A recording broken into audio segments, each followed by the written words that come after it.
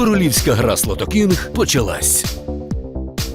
Чи може Україна бити американськими ракетами не лише по території тимчасово окупованого Криму, не лише по територіях, які контролюють росіяни на Луганщині, Донеччині, Херсонщині, Запоріжжі, Харківщині, але і по самій території Росії? Це, не по самій території Росії, а, власне, по території Росії. Бо ці території до Росії ніякого стосунку, як ви розумієте, не мають. Окрім того, що в фантазіях самих росіян. Так от, це запитання, чи можна бити американською зброєю по території Росії, ну, як мінімум тричі, а можливо і 4 рази поставили щойно на прес-конференції, яку дав міністр оборони США Ллойд Остін разом із керівником об'єднаних штабів, тобто топ-генералом Сполучених Штатів.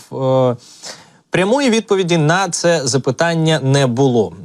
Що було, зараз розкажу детально. Мабуть, все-таки почну з короткої передісторії. Ми прекрасно розуміємо, що зараз росіяни розгорнули нову ділянку фронту. Це Харківський, так званий Харківський напрямок. Вовчанськ, Липці, не виключено, що підуть на Харків, не виключено, що ще посунуться на Сумщину, як стверджує наша розвідка. При цьому Україна має, поки надходить вся американська допомога, яка не надходила 8 місяців через їхню затримку. Україна має тримати фронт, Україна має не дати росіянам розтягнути свої сили на нових ділянках. Не має бути провалів на старих ділянках, бо там бої йдуть набагато більш інтенсивні. Ось про що говорить наше військове командування, ну і в принципі всі військові фахівці, з якими ми спілкуємося тут у прямому ефірі. І от через це, власне, ті самі фахівці, і в тому числі американські генерали, відкрито кажуть, для того, щоб зараз складніше було росіянам розтягувати українські сили, потрібно дати можливість Україні бити по території Росії американськими ракетами «Атакамс». Чому «Атакамс»? Тому що вони швидкі, вони потужні, вони покривають великі площі, вони часто касетні, тобто як ми бачили свого часу кадри з Луганщини, де до сотні росіян 2 ракетами знищувалося. Ну, власне, так, ракети «Атакамс» з касетною боєголовкою – це страшна сила, якщо йде якийсь наступ, якщо скупчується значна кількість російської живої сили. І от до оцінок наших військових, які про це просять, нашого політичного керівництва, до цих закликів, які лунають із власне Офісу президента, долучилася і представниця Сполучених Штатів. Легендарна Вікторія Нуланд, що свого часу працювала заступником керівника державного секретаря Сполучених Штатів, дала інтерв'ю ABC News і закликала Сполучені Штати надати можливість Україні атакувати Росію на її території американськими ракетами. Україна має право вражати військові цілі на території Росії, вважає Вікторія Нуланд, і США з союзниками повинні їй в цьому допомогти. Коментуючи останнє просування росіян на півночі Харківщини, власне, про це і запитали журналісти, і у своїй відповіді наголосила Нуланд. Україна повинна отримати можливість зупиняти російські атаки, які здійснюються з баз усередині Росії. Це не призведе і не призвело б до ескалації.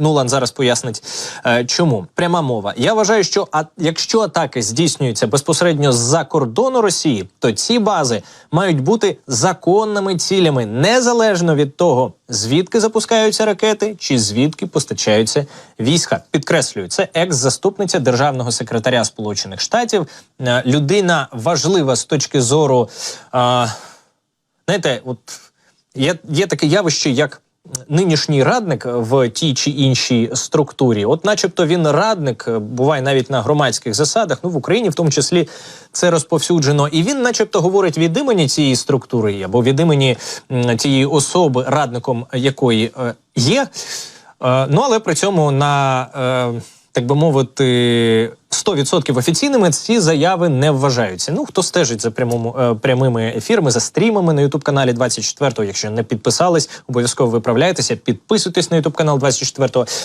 Хто стежить за нами там, ті бачать дуже часто, ну, ми включаємо там певних радників, так? І ці заяви вважаються, ну, от прийнято їх вважати напівофіційними, тому що поки не сказав там, головний представник, або міністр, або президент, або прем'єр-міністр, то, в принципі, це от наполовину цим заявам не те, щоб прийнято довіряти, але, скажімо, зрозуміло, що все це іде от від імені офіційного посадовця, але хтось не наважується, цей, власне, посадовець не наважується офіційно озвучувати ті чи інші речі, або просто немає стільки часу. У випадку ж з Нуланд, яку позицію вона займає зараз? Вона займає зараз позицію одного з найбільш фахових, авторитетних американських екс-дипломатів. І ну, на такому рівні можемо говорити про те, що це щось на кшталт, ну, скажімо, Андерс Фог Расмуссен, колишній генсек НАТО, він говорив свого часу про наземні війська в Україні з боку інших держав, про таку можливість. Пройшов рік.